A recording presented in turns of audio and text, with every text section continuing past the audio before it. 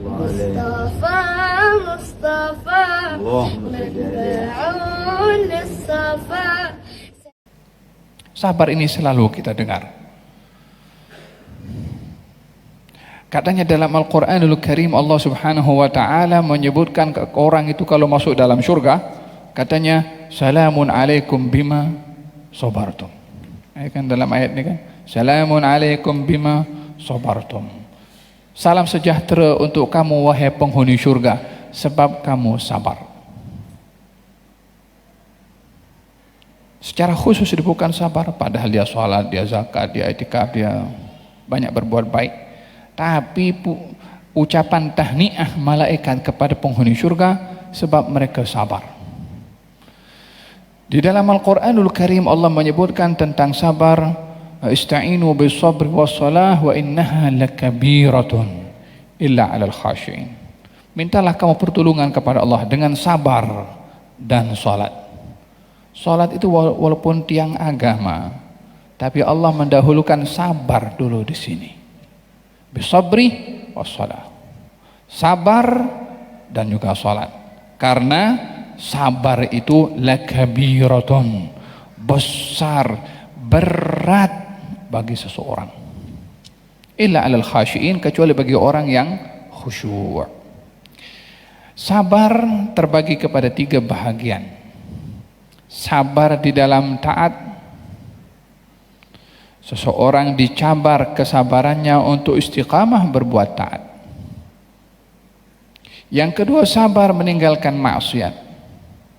Seseorang itu juga tercabar kalau dia terbiasa melakukan maksiat, atau dirangsang melakukan maksiat, atau di offer untuk melakukan maksiat, dia sabar untuk meninggalkan. Untuk meninggalkannya perlu kesabaran juga. Ini bahagian daripada sabar. Yang ketiga, sabar ketika berhadapan dengan musibah. Ini juga menuntut kepada kita sabar. Hanya di dalam Al-Quran ini, sabar ini juga terbagi kepada 2 bahagian dari aspek yang lain. Orang bersabar dengan sesuatu yang dia tidak boleh untuk mengelak. Tak ada orang buat kepada dia. Seperti orang kena penyakit. Yang kedua adalah sabar orang yang sakit karena orang lain. Perbezaannya adalah kalau orang sakit tanpa ada orang buat dirinya sakit, dia tak boleh lawan kepada, dia nak marah dengan siapa? Dah kena sakit. Dia tak ada siapa nak meluahkan kemarahannya, kecuali orang yang lemah iman, dia akan marahkan Allah Subhanahu wa ta'ala. Tapi yang problem itu adalah, dan lebih berat, kalau Anda sakit disebabkan orang lain yang menyakiti Anda. Ini lebih mencabar karena Anda boleh lawan kepada orang itu. Anda mampu untuk mengekspresikan emosi Anda kepada orang itu. Antara Anda meluahkan emosi kepada orang yang bikin sakit kepada Anda, atau Anda bersabar mengawal emosi. Kalau Anda luahkan emosi, tidak bersabar. Kalau Anda kawal emosi, Anda sabar. Yang kedua ini yang lebih sukar berbandingkan kepada yang pertama. Yang pertama dia kena sakit, kena musibah, dia jatuh ke walayyadubillah, atau tertimpa sesuatu ke kepalanya luka ke, sakit, tapi dia tak akan nak marahkan dengan tiang yang jatuh tu. Dia tak boleh nak luahkan kemarahan, walaupun kadang-kadang dia marah, tiang tu dia hentam juga dia. Tapi tak ada makna. Tapi kalau orang lain yang bikin Anda sakit, yang kedua ini lebih mencabar. Walihada dalam Al-Quranul Karim Allah Subhanahu wa ta'ala menceritakan tentang sabar pada zat. Sabar itu pada dirinya atau datang daripada orang lain yang dia boleh membalas. Katanya di dalam Al-Quranul Karim Allah Subhanahu wa ta'ala berfirman, wasbir ala ma asabak inna dhalika min azmil umur.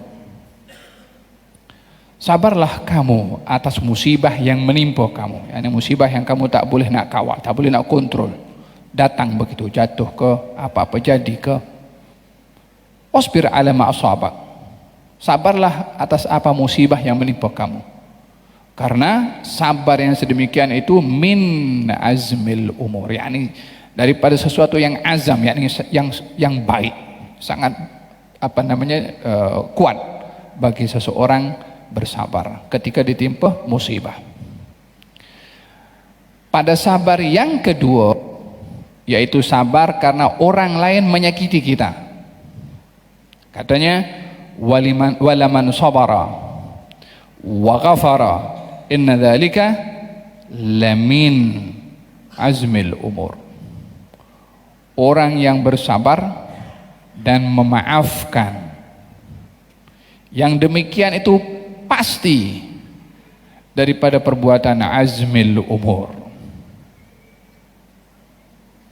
Perbezaan ayat yang pertama dan yang kedua itu lebih kuat, yang kedua lebih pasti, yang kedua lebih tinggi. Apa sebabnya? Karena cabaran yang kedua lebih daripada yang pertama. Untuk kita sampai kepada yang kedua tadi, ketika berhadapan dengan orang yang menyakiti kita dan kita mampu melawan, itu adalah cabarannya ada 3. Yang pertama, tahan emosi. Yang kedua, memaafkan kepada orang yang kita marah kepada dia, bukan balas. Yang ketiga, kita berbuat ihsan kepada orang yang menyakiti kita. Untuk sampai kepada yang kedua nih, yang Allah lamin azmil, dipastikan pasti. Kalau yang pertama, orang kena musibah sabar, katanya inna dzalika min. Yang demikian itu, yang sabar karena musibah dia tak boleh balas, karena musibah tak ada orang buat kepadanya, maka itu bahagian daripada azmil min, sebahagian daripada azmil umur.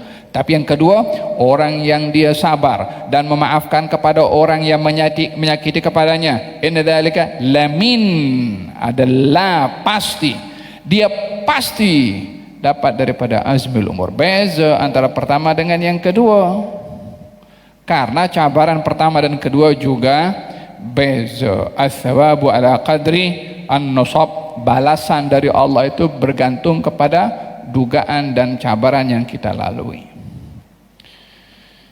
Fahimtum? Walihada dalam hadis ada diceritakan, katanya Sayyidina Abu Bakar Siddiq radhiyallahu anhu warḍah mendengar kalau ada seorang bernama Mistah menyakiti keluarga Sayyidina Abu Bakar, menuduh kepada Siti Aisyah bahwasanya Siti Aisyah ada hubungan sulit dengan Safwan ibnul Mu'attal, seperti mana Allah kisahkan dalam Al-Quran. Yang dibebaskan oleh Allah Siti Aisyah daripada tuduhan tersebut, dan ini adalah bahagian daripada kemuliaan yang diberikan oleh Allah kepada Siti Aisyah. Yang membela Siti Aisyah adalah Allah. Satu hal yang luar biasa, kalau orang dibela oleh Allah, ada 10 ayat turun semata-mata untuk membersihkan nama baik Siti Aisyah. Salah seorang yang tergelincir menuduh namanya Mistah. Mistah ini yang bagi nafkah kepada dia adalah Sayyidina Abu Bakar. Ayah kepada orang yang dituduh oleh Mistah akan kehormatannya, dia juga yang bagi makan kepada orang yang menuduh tuh. Kira-kira kalau orang buat macam tu kan, awak makan minumnya aku bagi, awak punya balasan kepada aku macam ni kah? Dituduh bukan macam-macam, dituduh marwahnya. Wah, ini dituduh istrinya Rasulullah, putri kesayangan Sayyidina Abu Bakar Siddiq. Maka Sayyidina Abu Bakar mengatakan, demi Allah saya tak akan bagi lagi kepada dia, saya tak akan bagi lagi kepada dia. Kata siapa? Kata Sayyidina Abu Bakar Siddiq. Turun firman Allah Subhanahu wa taala, ولا يأتلي أولو الفضل منكم والسعة أن يؤتوا أولي القربى والمساكين والمهاجرين في سبيل الله ألا تحبون أن يغفر الله لكم. Jangan sekali-kali orang yang diberi oleh Allah keluasan dalam rezeki, mempunyai harta, bersumpah untuk tidak memberi kepada ulul qurba, kepada kerabat, dan kepada orang anak-anak yatim atau orang berhijrah di jalan Allah. Kamu tak mau ke dapat ampun dari Allah dengan apa? Dengan bersabar dengan kejahatan orang berbuat jahat kepada kita, atau memaafkan, atau memberi ihsan kepada orang yang menyakiti kepada kita. Cabarannya adalah kita punya emosi, kita punya hawa nafsu, dan itu bukan perkara yang mudah seseorang berhadapan dengan hawa nafsu sendiri. Tapi Allah cabar, imma kamu lawan kau punya hawa nafsu, kau punya emosi, kau punya marah, jaminannya aku bagi ampun kepada kamu. Kalau kamu tak mahu, aku tak bagi ampun kepada kamu. Kau tunaikan apa yang kau nak dengan emosi kamu. Tak nak bagi, silahkan. Tak mau diteruskan pemberian, silahkan. Apa yang kamu dapat? Kepuasan dalam diri. Bas. Pahala dapat tak dapat? Tak dapat. Kedudukan di sisi Allah, pengampunan dapat tak dapat? Tak dapat. Apa sebabnya? Ikut emosi. Allah bagi tahu, kalau ikut aku bagi ampun, aku bagi pahala. Engkau ikut emosi hanya dapat kepuasan. Manusia dicabar antara apa yang Allah offer dengan apa yang telah dikehendaki oleh hawa nafsu dan emosinya. Oleh sebab itu, di dalam Al-Quranul Karim, seseorang itu kalau dalam keadaan marah dengan orang lain, ada 3 tahap yang mesti dilakukan. Yang pertama, kawal emosi. Wal kadhimin al-ghaidha. Wal kadhimina al-ghaidha. Apa itu dalam Al-Quran? Wasari'u ila maghfiratin min rabbikum wa jannatin arduha as-samawati wal ard u'iddat lil muttaqin alladzina yunfiquna fis sarra'i wad dharra'i wal kadhimina al-ghaidha wal 'afina 'anil nas wallahu yuhibbul muhsinin. Ini definisi orang yang bertakwa, katanya. Bersegeralah kamu untuk meraih surga yang luasnya seluas langit dan bumi, disediakan oleh Allah untuk orang yang bertakwa. Siapa dia? Yang berinfak dalam keadaan senang dan susah. Yang kedua, menahan marah. Yang ketiga, memaafkan orang yang bersalah. Yang keempat, memberi ihsan kepada orang, hatta kepada orang yang bersalah. Itu termasuk daripada golongan orang-orang yang bertakwa. Oleh sebab itu, ketika sedang emosi dengan orang, perhatikan 3 perkara ini. Pertama, kawal emosi atau tahan. Yang kedua, maafkan. Yang ketiga, berbuatlah ihsan. Habib, orang dah buat jahat kepada kita, layak apa dia dapat ihsan? Ya kan, mungkin orang pun akan cakap macam tu. Coba kita tengok kepada diri kita. Berapa banyak kita ini ingkar dengan Allah Subhanahu wa taala? Berapa banyak maksiat kita lakukan? Berapa banyak dosa kita lakukan? Adakah Allah marah kepada kita? Adakah Allah terus ambil dan Allah hukum kita langsung?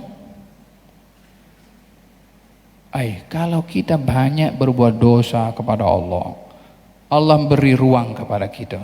Dengan taubat Allah ampunkan. Sebanyak mana dosa kita lakukan, kalau sungguh-sungguh orang bertaubat, Allah ampunkan.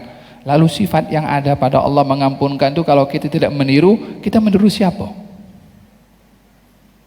Tidak bolehkah Allah Subhanahu wa taala menghukum kepada kita dengan maksiat yang kita lakukan, seperti mana kita ingin menghukum kepada orang berbuat jahat kepada kita?